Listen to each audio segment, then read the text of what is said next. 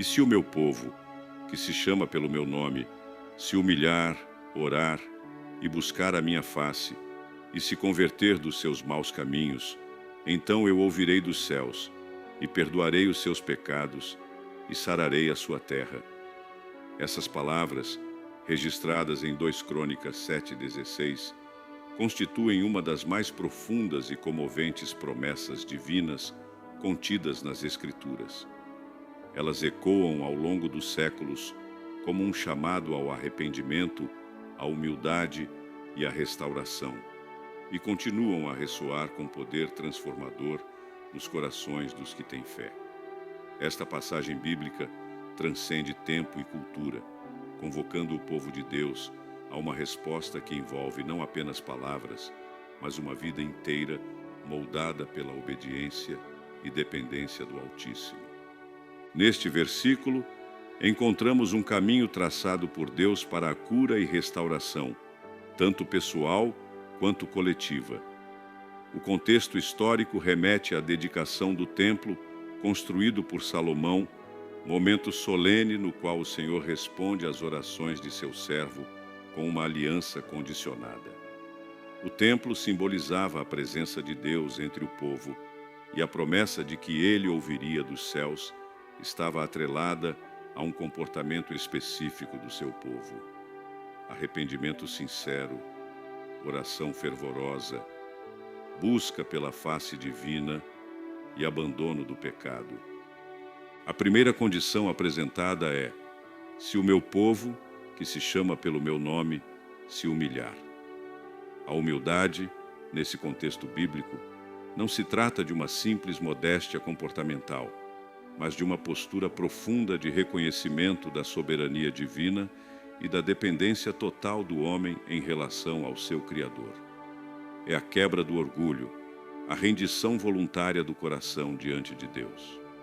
A humildade é o ponto de partida para todo o avivamento espiritual. Sem ela, não há espaço para que a graça de Deus opere plenamente. A Escritura afirma, em Tiago 4:6, que Deus resiste aos soberbos, mas dá graça aos humildes. Portanto, humilhar-se é reconhecer que sem Deus nada somos, nada podemos, e que nossa sabedoria, forças e recursos humanos são insuficientes para nos conduzir à verdadeira vida. Em segundo lugar, o versículo convoca o povo a orar.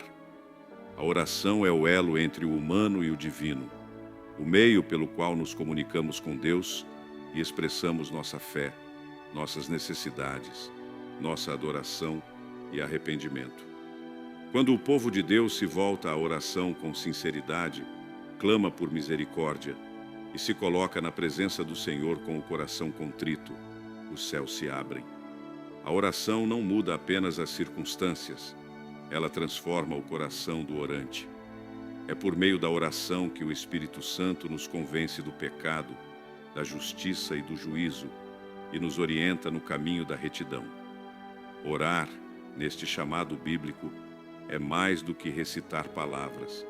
É estar diante de Deus em espírito e em verdade, com reverência, confiança e perseverança. A terceira exigência é buscar a minha face. Buscar a face de Deus é desejar sua presença acima de tudo.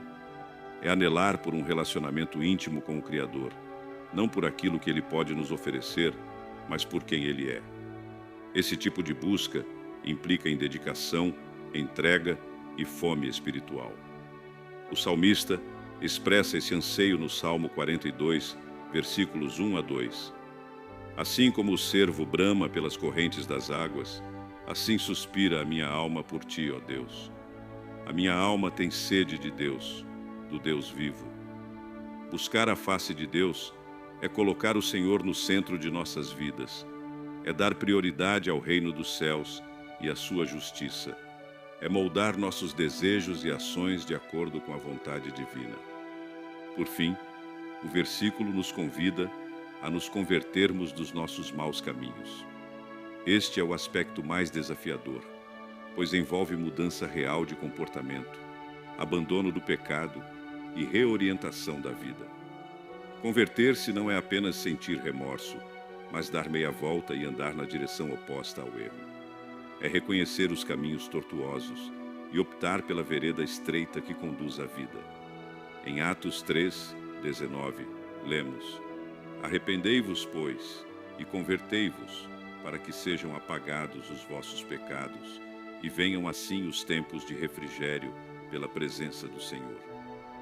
A verdadeira conversão é fruto da obra do Espírito Santo no coração do crente, e sua evidência se manifesta em frutos dignos de arrependimento. O versículo culmina com uma promessa extraordinária. Então eu ouvirei dos céus, e perdoarei os seus pecados, e sararei a sua terra. Essa resposta divina é condicionada às atitudes previamente descritas. O perdão é o ápice da misericórdia de Deus, e sua disposição em nos ouvir revela o caráter compassivo do Pai Celestial. Deus não está distante, indiferente ou inacessível. Ele é um Deus que ouve, perdoa e age. O perdão divino não é apenas um alívio espiritual individual. É também um passo essencial para a restauração de toda uma comunidade, uma nação, uma terra. E sararei a sua terra fala de cura em diversos níveis. Em um sentido literal, pode se referir à restauração agrícola e econômica de Israel, que sofreria com secas, pestes e guerras como consequências do pecado. Mas num sentido mais amplo, trata-se de cura espiritual, emocional, moral e social. Uma terra sarada é uma terra em paz, onde reina a justiça, a solidariedade, a compaixão e a verdade. Nos dias atuais, essa promessa continua válida, pois o Deus que falou no passado é o mesmo ontem, hoje e eternamente. Ele continua a curar vidas, famílias, igrejas e nações, desde que haja arrependimento e busca sincera por sua presença. É importante compreender que esta passagem bíblica não se dirige ao mundo em geral, mas ao povo de Deus, o meu povo, que se chama pelo meu nome. É uma responsabilidade da igreja, do corpo de Cristo, liderar esse movimento de retorno a Deus. O avivamento não começa nas praças, mas no altar. Não começa nas instituições, mas nos corações.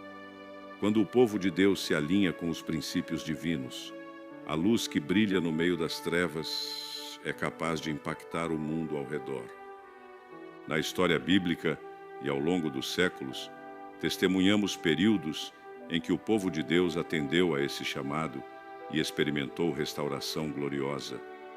O próprio livro de Juízes é repleto de ciclos nos quais o povo se desviava, sofria as consequências, clamava a Deus e era restaurado.